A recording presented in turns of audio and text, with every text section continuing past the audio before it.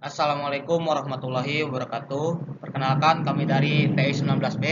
Di sini kami ingin mempresentasikan mengenai hasil perancangan dan pengembangan produk pada alat bantu skop yaitu Bootstrap.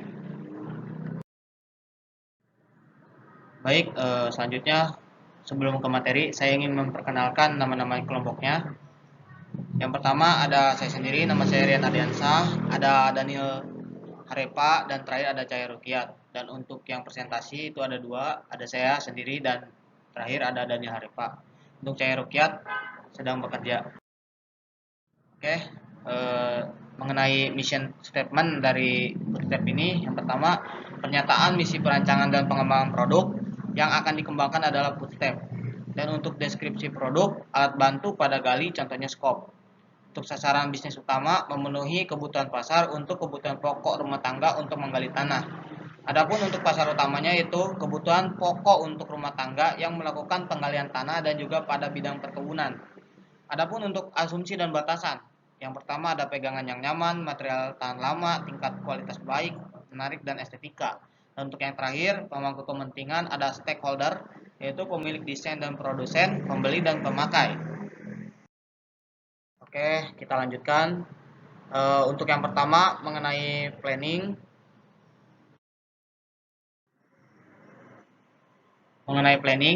Alat skop merupakan alat penggali tanah atau pasir yang dimana dapat memudahkan suatu pekerjaan, misalkan dalam pembangunan proyek, dan juga kadang digunakan dalam pembangunan rumah ataupun dan lain-lain.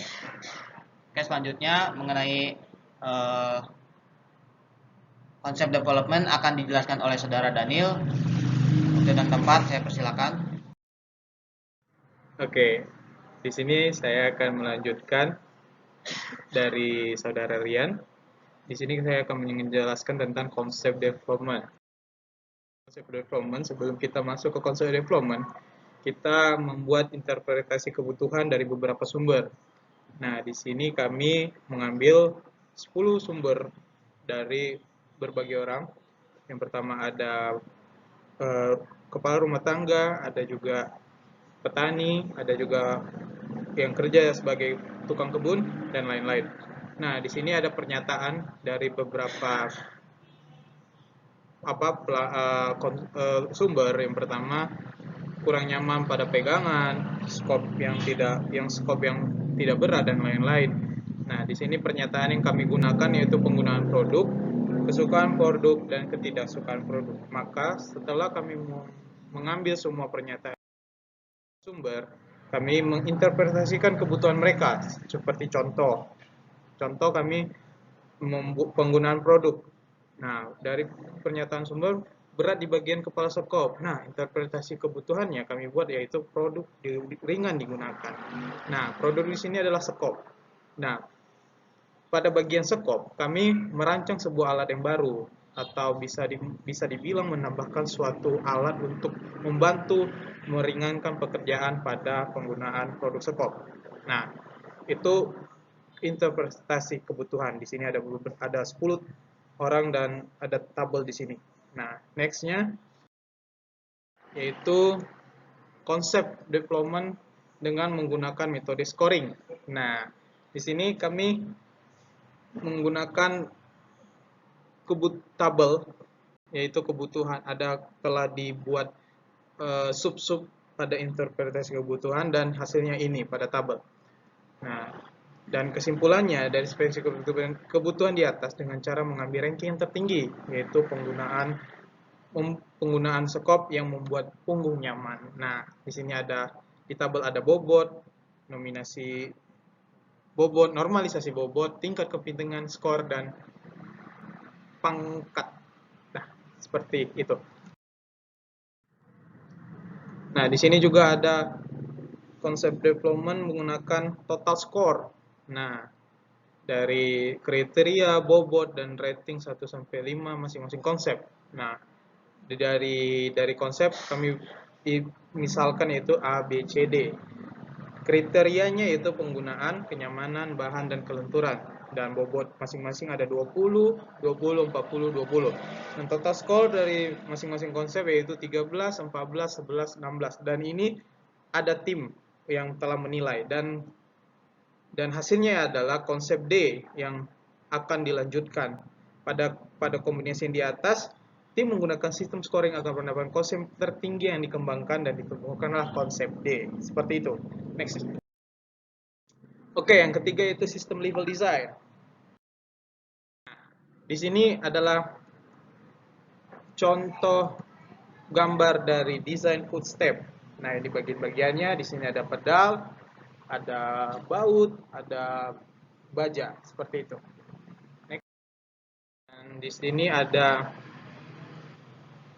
bagan penyusunan konsep menggunakan diagram pohon. Nah, footstep itu dibagi 3 bagian, yaitu pedal 1, wheel stainless 1, dan ergonomic grippers. Dan bahannya ada dari pedal ada bahan plastik, panjangnya 10 cm, lebarnya 5 cm, dan lain sebagainya.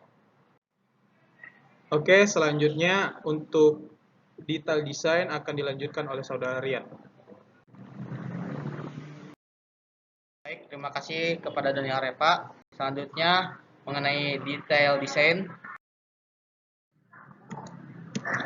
Yang pertama mengenai pedal, pembuatan pedal terbuat dari polimer dan pembentukan menggunakan metode molding.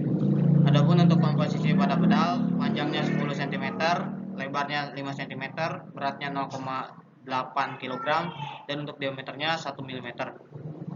Untuk wheel stainless steel, pembuatan stainless steel dilakukan menggunakan proses peleburan dan pembentukan penggunaan metode sand casting. Untuk komposisi itu panjangnya ada 10 cm, lebarnya 5 cm, beratnya 1,5 kg, diameternya 1 mm. Dan selanjutnya mengenai testing dan refinement,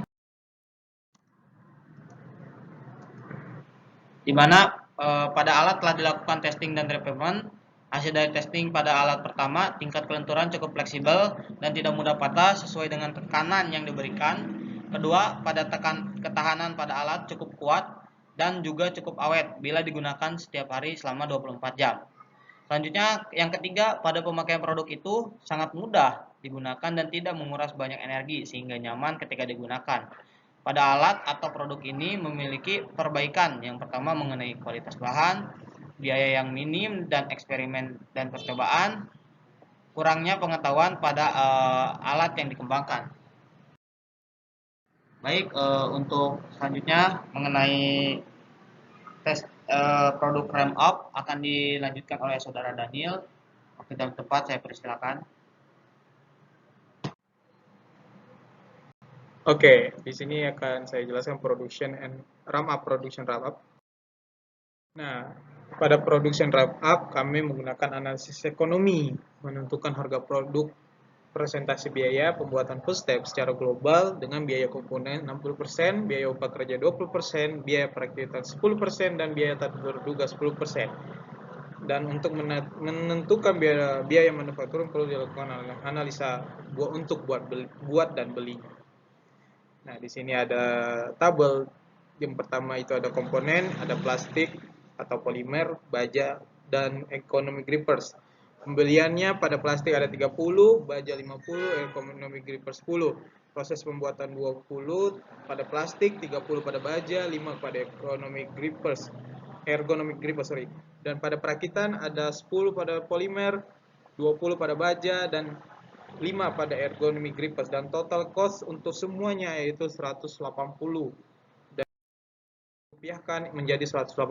Dan ini adapun rata data yang digunakan dalam model kuantitatif tersebut adalah biaya pengembangan dan investasi senilai 16.055.000, biaya operasi dan perawatan 10.900.000 per tahun, volume produksi 2.000 unit per tahun, harga pokok produksi 180.000, volume penjualan 2.000 unit per tahun, harga pokok penjualan 80.000 per unit. Inilah rincian biaya investasi, biaya pengembangan, biaya operasi, dan biaya perawatan. Terima kasih saudara Daniel Repa. Mungkin ini penghujung dari presentasi kami. Sebelumnya mohon maaf bila kosakata kami belum benar karena di sini kami masih tahap belajar. Kurang lebihnya mohon maaf. Wassalamualaikum warahmatullahi wabarakatuh.